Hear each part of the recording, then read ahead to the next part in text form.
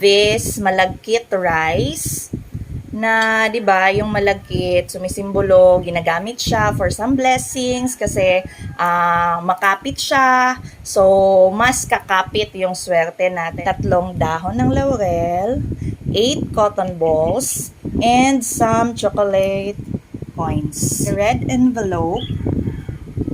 Ito yung gagamitin natin, lalagyan ng New Year's wish or kung ano yung gusto mong marating or makamit for the next year. So, I also have this red glass candle. Gagamitin natin siya mamaya sa center ng ating prosperity bowl.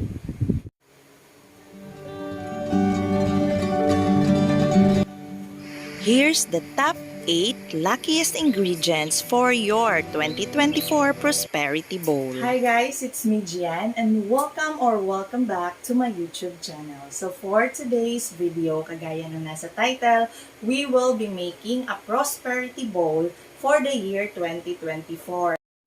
Ang pagkakaroon ng Prosperity Bowl is isa sa pinakamagandang pampaswerte na pwede nating gawin sa pagsalubong ng isang bagong taon. So, ilang buwan na lang, mag-year end na tayo at i-welcome na natin ang taong 2024 which is the year of the Wooden Dragon. So, isa sa nakagawian na natin, namana natin, impluwensyahan tayo ng mga kapatid natin from China or mga Chinese communities is having a prosperity bowl sa pagsalubong ng bagong taon.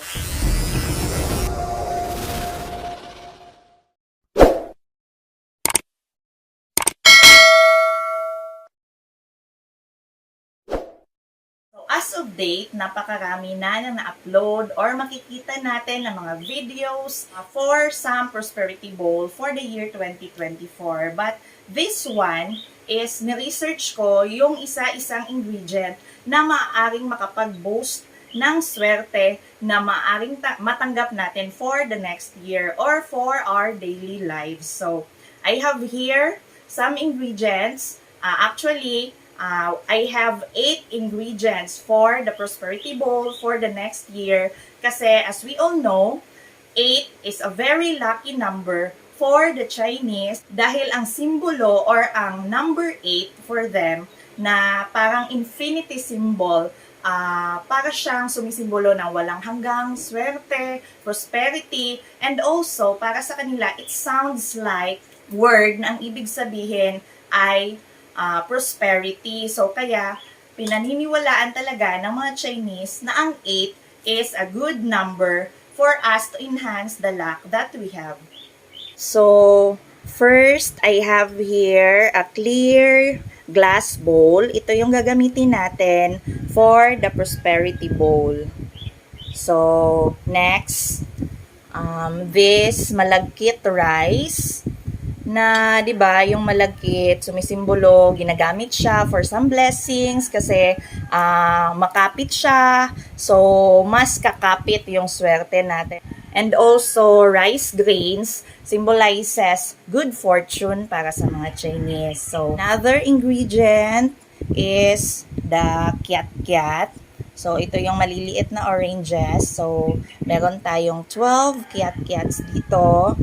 Then, 3 dahon ng laurel, 8 cotton balls, and some chocolate coins. Tapos, I have here the lucky red envelope. Ito yung gagamitin natin, lalagyan ng New Year's wish or kung ano yung gusto mong marating or makamit for the next year. So, ilalagay natin dito sa red envelope na ito. Then, I also have here the money and coins kasi hindi ito nawawala to symbolize wealth and prosperity para sa next year. So, I also have this red glass candle. Gagamitin natin siya mamaya sa center ng ating prosperity bowl. Natin sa pinakailalim yung 8 cotton balls. So, the year 2024, pag inad mo siya, yung 2024 equals 8. Tapos yung 8 as the lucky number for the Chinese. So, pinaniniwalaan nila. So, wala naman ding mawawala. Maniwala tayo. So, this cotton, for me, and according to my research, it symbolizes purity, and sincerity. Tapos 'di ba, yung kagaanan ng cotton balls, ng cotton, it symbolizes na magiging magaan yung buhay natin. So maganda siyang ilagay sa mga prosperity bowl. Next, we have here the malagkit rice. So it's 12 small cups yung ginagamit natin na maliliit na cups. So this grain represents na 'di ba, pinaka-basic needs din natin yung rice. So, pag meron tayong rice sa ating hapag or kung saan natin nilagay ito sa ating bahay, sa wealth corner, so, nag-represent siya ng kaginhawaan, ng wealth, ng prosperity, kasi ng abundance din. So, okay na yung rice. Next, the 12 kiat-kiats. Yung citrus, kahit anong mga citrus na fruits, it is believed in Chinese na nagbibigay din ng swerte. So, yung kadalasan ginagawa nila, nilalagay sa table during the New Year. Tapos, niregalo din. Kasi, it's a very good symbol. And, di ba kapag may citrus, may nanamoy tayo na citrus fruits, kahit yung dahon lang, nakapagpagaan siya ng feeling, or for example, kahit nagbibiyahe ka, nawawala yung hilo mo, and this is also good for our health, yung citrus. So, ito yung mas napili ko na citrus ang gamitin. Pero yung iba, marami gumagamit ng itlog, so depende na din yan sa inyo kung ano yung mas gusto nyong gamitin. It's up to you. So, I have here 12. Nagsisiksikan. Then, coins. This chocolate represents sweetness, 'di ba? Sa mga bagong lipat ng bahay or sa mga opening ng negosyo, sa mga blessings, laging may sweet. So, ganun din sa bahay para, 'di ba, mas okay, mas sweet yung paninirahan ng pamilya, ng mag-asawa. Tapos, this gold color symbolizes wealth. So, kaysa gumamit ako ng coins, mas prefer ko na gumamit ng coin candies na ito. Next,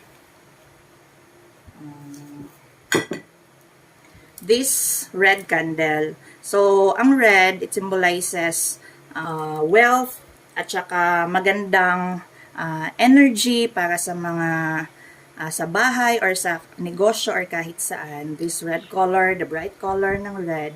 Tapos yung candle, ilalight ko siya on the New Year's Eve kasi according to my research, bibigyan nito ng liwanag lahat ng prayers, wishes natin, at para maging mas maliwanag yung susunod na taon na pinagpipray natin. So, tapos, hindi ako maglalagay ng mga pera on display. Ilalagay ko siya dito sa lucky red envelope.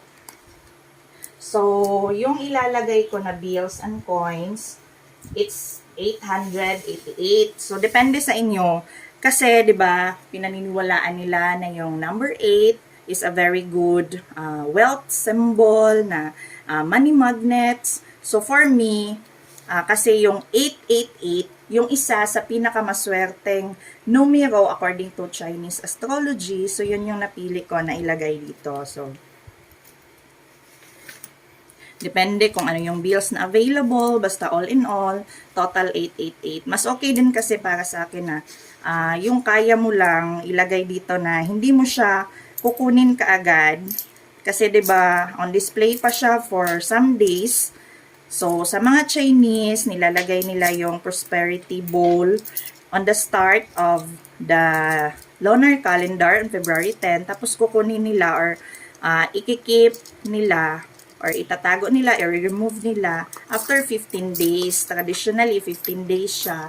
Tapos, natatapat din yan sa kanilang Lantern Festival. So, sa atin, sa ating mga Pinoy, pwede natin siya ilagay sa altar kasi it symbolizes na palagi kang merong available na pera sa altar or kung saan yung wealth corner ng bahay, ilagay mo siya doon. So, for the whole year, mas okay. Tapos, the laurel leaves, additional pampaswerte. Ganito lang siya. So, that's it. Ito yung ating 2024 Lucky Prosperity Bowl.